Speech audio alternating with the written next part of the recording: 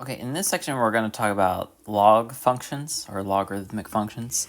So right here, some things to know about logs is that the base will always be positive. It'll never be 1. And the way we represent log functions is, as such, that's like a parent log function. So you can always write log functions back to exponential form. So we're going to start with the base. So this equation says y equals log base b of x. So the subscript you see is the base. So this is saying b raised to the power of y, right? So whatever is on the other side of the equal sign of a log is going to be the exponent. So b to the y equals whatever is inside the log. So in this case, x. So there are implied parentheses on a log right here. So when you hit the log button on the calculator, you'll see it'll always open up parentheses. So if you hit the log button on the calculator, it'll always look like that. So it's expecting an argument. So yeah, whatever is inside a log, we call that the argument. Okay, and then whatever the subscript is, that's what we call the base. Okay. All right, let's try some examples. So number 1, we got 2 equals log base 4 of 16, and we want to write it into exponential form. So we start with the base, 4. So 4 to the power of 2.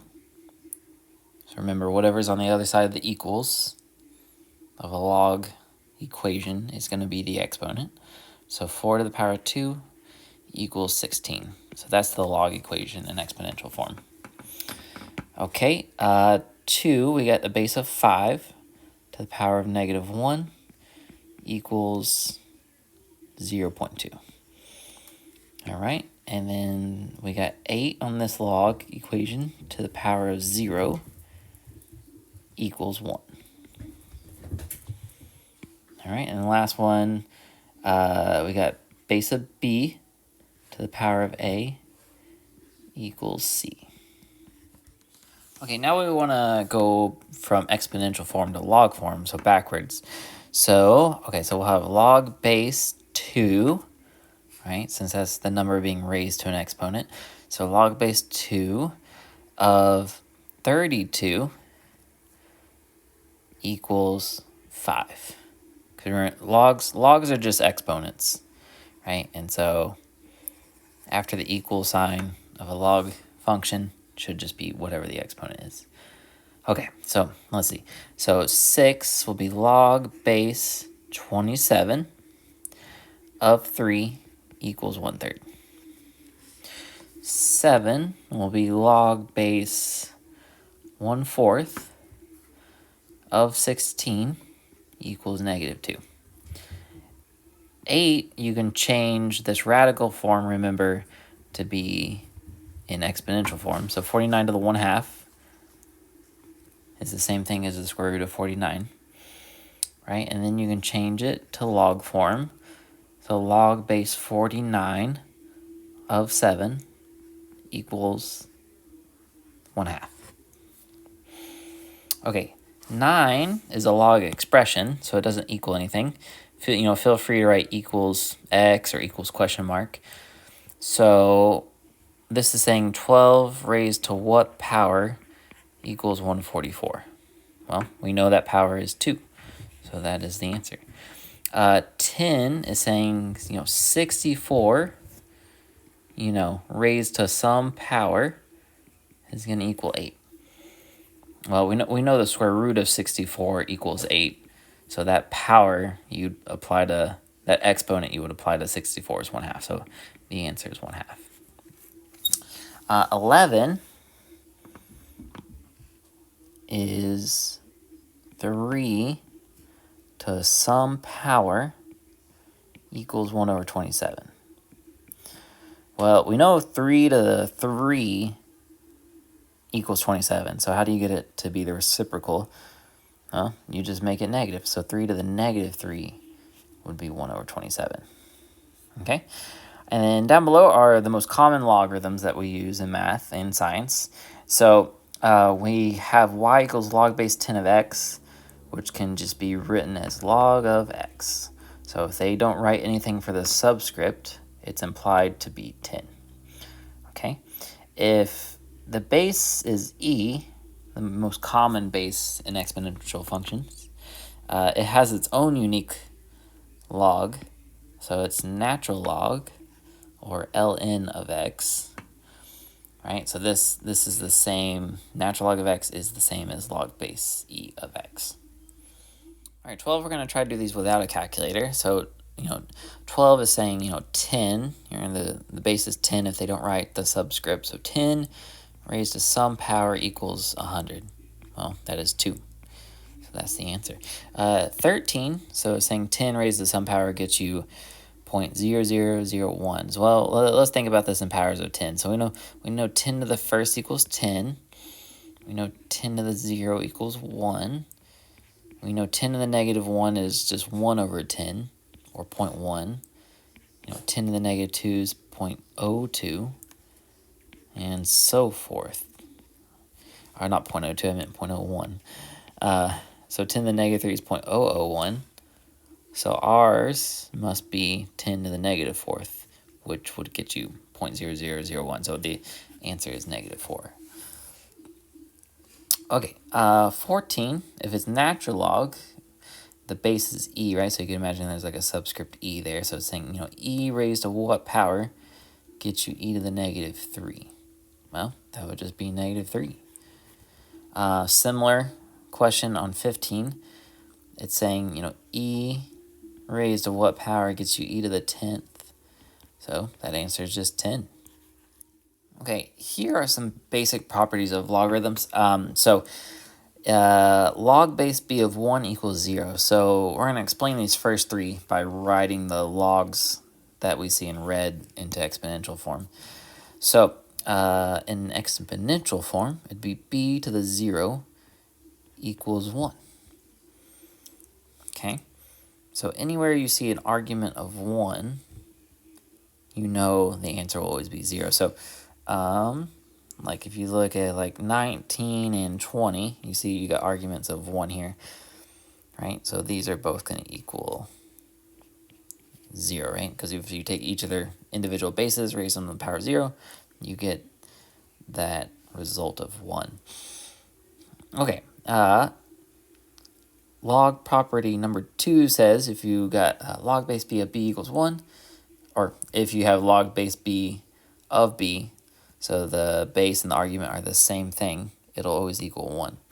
So change it to exponential form. So b to the power of 1 equals b, right? So that's why that's always true. So if you look at the first row of problems right here below, so the base is 19, the argument is 19, this will just equal 1. Same thing on 17, base and the argument are the same, so it'll just equal 1. And then e, same thing. So natural log of e is always 1. Okay, so let's talk about the third property. So it says if you got log base b of b to the x, it'll equal whatever that exponent is attached to the argument. So if we rewrite this to exponential form, b to the x equals whatever is in the argument, b to the x, right? So that's true. So let's look down below. So like if you look at 21, this property applies because you got a base and the argument that are the same thing. So the answer is just 10. Same thing on 22. The base is e, the argument's e, so the answer is just negative 12. Okay, and then let's look at that last property. So it says, okay, if you have some base, b, raised to the log of the same base of x, it'll equal whatever is in the argument of that log in the exponent. So this property we're going to prove by rewriting it into log form to show why that's always true. So in log form, this would be log base b of b, of x equals whatever's in the exponent, which is just the same thing. So that's why that's always true. So Let's look where we have a problem where we have a base raised to the log of the same base. So if you look at 23, that's where it's happening. So you got 10 raised to log base 10 of 14. So we know the answer will just be 14. 24, similar question. You got a base of 6 raised to log base 6 of 5x in the argument. So this will equal just 5x. Okay, on 25 through 27, we're going to use the calculator to evaluate these logs. And we're going to also rewrite the log equations we get into exponential form. Okay, so 25. So we want to hit the log button on the calculator. So log of 200. It's that simple. So it's about 2.3010, which means if we were to rewrite this into exponential form, the base is 10. So 10 to the 2.301 is about 200. It's not going to be exactly 200 since I rounded the log. So just to show you, it'll be close to 200 as you can see, but not all the way there, but that's all right. So 26, we got log base 7 of 67. So if you're trying to change the base to something other than 10 or e on the TID4 calculator, you want to hit the math button. And then if you arrow down to where it says log base, you can change the base here. So that's log base 7 of 67. And hit enter, and that'll tell you the exponent.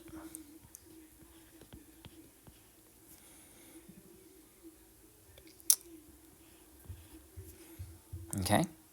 And, just an exponential form, that'd be 7 to the 2.1608 is about 67. I'll just make a side note for people that are on an older calculator, like a TI-83. You can't use a function to change the base, so you'd have to instead do log of 67 over log of the base 7. So this is called the change of base formula. So I'll just show that real quick in the calculator. So log 67 over log of 7 will get you the same thing.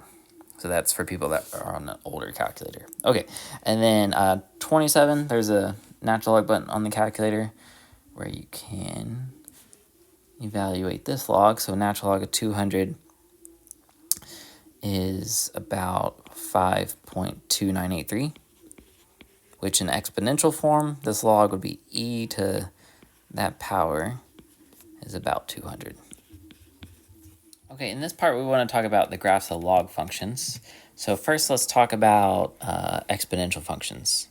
So here on this graph, we got in green the graph of y equals 2 to the x. Okay, so the domain of this function is going to be all real numbers. Okay, the range is going to be 0 to infinity. And then the asymptote is a horizontal asymptote at y equals 0, right? So it'd be this line if we were to graph it. But we discussed this back in the previous section, 4.1. So the parent exponential functions always have horizontal asymptotes of y equals 0, and then they always have a y-intercept of 1. So you can see that right there. Okay, so if you change the base to be like 3 to the x, 4 to the x, they would all have horizontal asymptotes at 0 and y-intercepts of 1. So if you look at the purple function, this is its inverse function. You can see the line of symmetry, right? You can see y equals x, right? Illustrating that these are inverses of each other. And so let's just focus on the log function down below. So here's the graph of just y equals log base 2 of x. So all log functions look like this, essentially. So if you were to change the base to be something else, they all have this kind of curvature. They have the same x-intercept of 1, and they all have a vertical asymptote instead of a horizontal asymptote. They have a vertical asymptote at x equals 0. So all parent log functions essentially look like this graph, x equals 0. Okay, so I answered some of the questions out of order, but that's okay. So f, so the vertical asymptote of this function is x equals 0. Okay, and so back to the domain and range of the question. So the domain is going to be 0 to infinity, not inclusive of 0. And so it is going up forever, just very slowly. And the range is negative infinity to infinity. So remember when we studied inverse functions that we established that the domain of a function is the same as the range of its inverse, and the range of a function is the same as the domain of its inverse. So that still matches here with exponential functions and logs. So you can also transform the parent functions of logs. So that's what we're going to do here. So we're comparing g of x to f of x, which is this log base 10 of x. So that's the parent function, what I have circled. So the transformation's happening. So inside the log will affect horizontal things like horizontal stretch or shrink or horizontal shifts, just like what we covered when we covered transformations. So in the parentheses, we see x minus 4. So that means the graph of the parent function will shift right 4. Okay. We see the minus in front of the log, which means that this parent function will reflect over the x-axis. Okay. And then the plus 3 on the outside means there'll be a vertical shift up 3. Okay, so just like how I taught transformations, I typically draw the parent functions as a dashed line. So the parent function has a vertical asymptote at 0, right? And then the function itself looks like this, right? So this is the parent function, x-intercept at 1. And so if we take that x-intercept at 1, move it right 4 and up 3, it'll be here. And if we take that vertical asymptote and shift it to the right 4, our new vertical asymptote will be at x equals 4 for g of x. Okay, and then because of the reflection over the x-axis, it's not going to have the same curvature as the parent function. It'll be flipped, 180 degrees the other way. So it'll be coming from above on the vertical asymptote and then passing through that point and then curving to the right. This is g. So the domain of g, we can see is 4 not inclusive to infinity, and the range is still negative infinity to infinity. Okay, so on 31, we're comparing g of x to the parent function natural log of x. So natural log of x looks just like log base 2 of x, essentially. So it still has an x-intercept of 1, and it has the same kind of curvature. Okay, so what's happening here? So we have a reflection over the x-axis because of the minus in front of the log.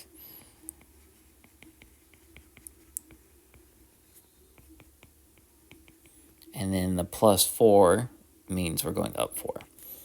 So if it's hard to see that, you can always rewrite the given function in reverse order. So you get minus natural log of x plus 4, right? It's the same thing. So maybe it's easier to see the transformations that way. Okay, so we are not going anywhere right or left. So the equation of the vertical asymptote will be x equals 0. So that's not moving from the parent function. But we are going up 4. So that x-intercept that was at 1 is now up 4. And because of the reflection of the x-axis again, similar to the last problem, it has that kind of curvature. Okay, so domain 0 to infinity, not including 0. The range is all real numbers. Okay, so on 32, we want to talk about the domain of the log functions here. So the argument of a log function must always be positive. Same as the base. So just be aware for all log functions, the base will always be positive and the argument will always be positive. So if we look at 32 and we want to find the domain of this log function, we want to make sure the argument is always positive. So another way to say that is that 9 minus x has to be greater than 0.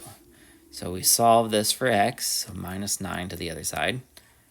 Multiply both sides by -1 to get x to be positive. And then remember, when you multiply or divide by a negative, the inequality symbol will flip. So x is less than 9. So, if you like the number line, so here's 9. We can't be 9, but we can be all numbers to the left of it. So our domain in interval notation is -infinity to 9, not including 9. Okay, 33. We have natural log of 2x minus 4, so it follows the same rule. The argument inside must be positive or greater than 0. Okay, so we solve for x, so add 4 to both sides, divide by 2. So again, if you like number lines, we can't be 2, but we're going to be numbers to the right of 2. So 2 to infinity, not including 2, is the domain of this function.